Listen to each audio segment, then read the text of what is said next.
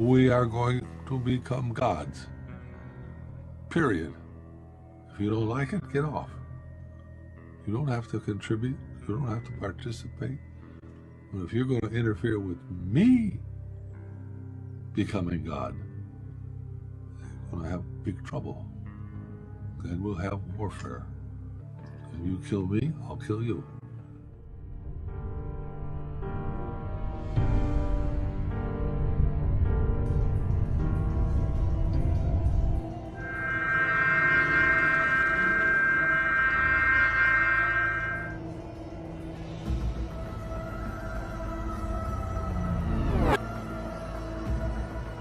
The thing that's impacting all our lives is astonishing. 4 technologies are converging. The rate of progress is expanding in directions that are staggering. See, computers are incredibly advanced, not only in terms of size of memory and speed, but in the energy per operation. As computers continue to advance, and the software also continues to advance, they predict a day where the computers will be equivalent or exceed the capacity of the human brain. The next great American project, and that's what we're calling the Brain Initiative, is the whole area of artificial intelligence. Or some people would express it the simulation of cognitive behavior, but the fact that software can learn. You know, as humans, we can identify galaxies light years away. We can study particles smaller than an atom, but we still haven't unlocked the mystery of the 3 pounds of matter that sits between our ears. And the Brain Initiative will change that by giving scientists the tools they need to respond to our thoughts. There are contracts being granted in research that have goals such as a squad leader being able to communicate with his team by thought. Underlying all of this is information technology. The fact that our computers are twice as fast next year as they were the year before. And that enables artificial intelligence, robotics, synthetic biology, digital medicine. People who have been tracking these 4 technologies are familiar with this tide of interest in the direction of transhumanism. In fact, every technology that I think we know about is at the horizon of the information sciences. The real breakthroughs in microbiology are in the information sciences. The real breakthroughs in subatomic particles is in the information sciences. It's the information sciences that bounds our world. The computers we've been using for the past 60 years have been amazing machines, but they've all been slaves to a program that's been pre-written. When you look at what the human brain can do, it's really amazing the way we can reason about things and think very deeply about things. But where we start to run into a wall is when we're faced with leveraging huge volumes of data. In order to push the boundaries of human cognition, we want to provide access to all of that data. IBM's chairman and CEO, Nimrod, has called the coming times a new era in cognitive computing. The essence of cognitive computing, to me, making computers actually more like biological systems, whether or not they're brains, but having that kind of fluidity where they respond and react appropriately. So you feel like you're dealing with another living thing, not a machine. So what has emerged here is a goal of what some people call transhumanism, trying to extend the capacity of the human being. Challenges or tasks of these cognitive computing systems is to facilitate or enable human cognition beyond these barriers. Gentlemen, we can rebuild him. We have the technology.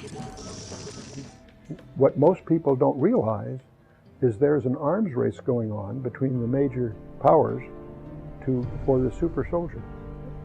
Something that's beyond human. That's the goal. And that sounds bizarre only to the uninformed. The world is on the verge of global change. The speed of data transmission has increased by multiples of millions. The rate of globally significant events and that of discoveries and crises is growing exponentially.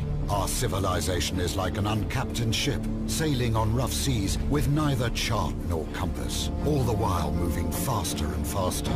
The time we have to make the right decisions is shorter and shorter. We are facing the choice to fall into a new dark age, into affliction and degradation, or to find a new model for human development and create not simply a new civilization, but a new mankind.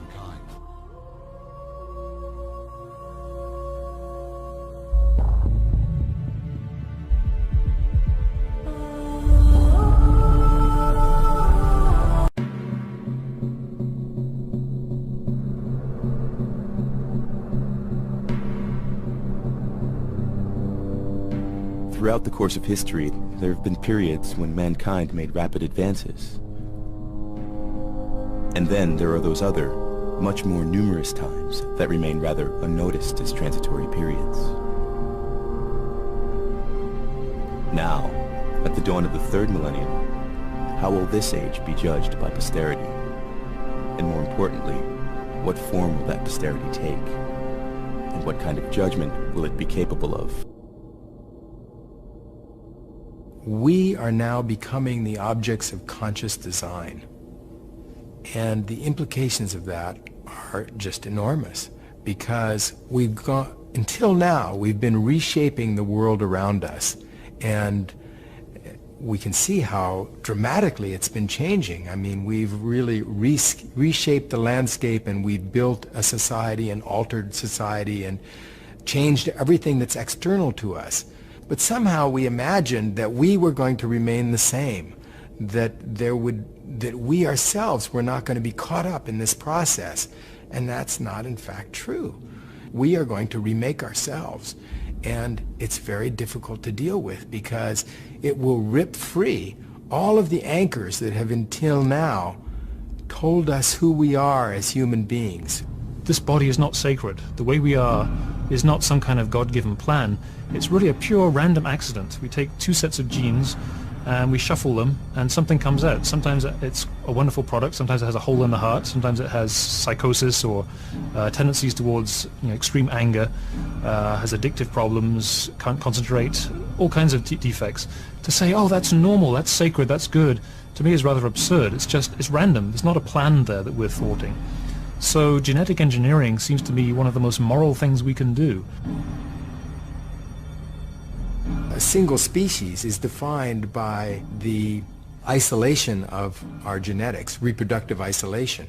But when you begin to take genes from different species to mix together all of the genetics that is available among all animals, and also to design new alterations to the genetics, well, reproductive isolation really doesn't have much meaning anymore. And so you can imagine all sorts of forms that will evolve in the future. In the future, we will be able to sculpt our bodies like living sculpture. Our bodies could be beautiful electronic designs that shimmer prismatically in the light, in the morning light. It could change forms. It could become a piece of marble on one hand, and then totally mutate into some fluid type of luminescent, snake-like quality. After all, the body is an extension of fashion. You can rearrange the human body and try to make humans fly, even though humans are very heavy. And some mammals fly, like bats fly, but they're much lighter. But it's an intriguing question, because it brings up the issue of not just trying to take an injured human and returning them to normal, but taking a human and making them superhuman, making them go beyond. Our future is not to try and hold back genetic engineering, but to try and use it in a way that best serves us. If our children can be more intelligent and healthier and live longer lives through altering our genetics, why would we not want to do it? I mean, imagine if other children could live for 2 centuries, and if you could only live for 80 years because your parents believed that it was improper to tamper with human genetics. You would not be pleased with that decision. The same thing if your IQ were a normal IQ and all of your classmates were much, much brighter because there had been sort of some biological or genetic manipulation that was possible. you'd feel very angry about this. The world is on the verge of global change. The speed of data transmission has increased by multiples of millions. The rate of globally significant events and that of discoveries and crises is growing exponentially. Our civilization is like an uncaptained ship sailing on rough seas with neither chart nor compass, all the while moving faster and faster. The time we have to make the right decisions is shorter and shorter. We are facing the choice to fall into a new dark age, into affliction and degradation, or to find a new model for human development and create not simply a new civilization, but a new mankind. We are shifting to a transhuman base. We've come out of a humanist time, and now we're redefining what it is to be human. Whether we like it or not, we're becoming cyborgs. We're becoming transhumans. We have the opportunity now to try to do things better than nature has done. Why not have a stronger arm than we have? Why not be able to run faster? Why not be able to have tougher skins? If you're going to replace your eye for vision, why limit it to visual? Why not give it the kind of vision a bat has? Give it ultrasound. Could you imagine a Versace body design? Can you imagine a Terry Mugler body design? These individuals, the late Versace was an incredible designer. What if he was a transhuman? What if he was an artist who really wanted to combine art and science? I bet his designs for a future body would be astounding. We really do want to violate human limits now, and we're getting closer and closer to the ability to do it. It's what we want. Plans to allow scientists to create embryos that are part human and part animal are set for approval by the official regulator in Britain. These hybrid embryos are seen by the country's leading scientists as a vital step in the search for cures for diseases such as Parkinson's and Alzheimer's. You could design your baby's features, would you? According to LA's Fertility Institute, prospective parents can select eye color, hair color, and more. The technology is called pre-implantation genetic diagnosis, or PGD. It was created to screen for disease, then used for gender selection. Now this clinic plans to allow parents to select physical traits. I would predict that by next year we will have determined sex with 100% certainty on a baby, and we will have determined eye color with about an 80% accuracy rate. Dr. Jeffrey Steinberg is a pioneer in vitro fertilization. I think it's very important that we not bury our heads in the sand and pretend that these advances aren't happening. Kirsten and Matt Landon used his clinic to select the sex of their daughter. Choosing other genetic traits intrigues them. A recent U.S. survey suggests most people support the notion of building a better baby when it comes to eliminating serious diseases. But Dr. Steinberg says using technology for cosmetic reasons shouldn't scare people away.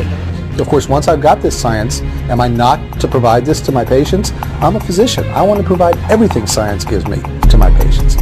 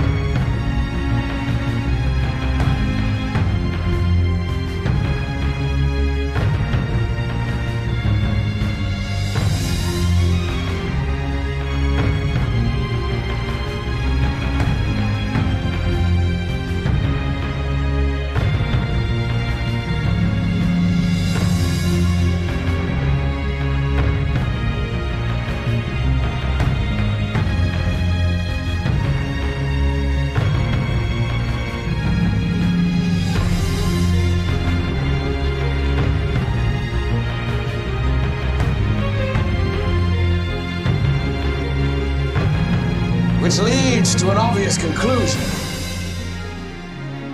We are the gods now.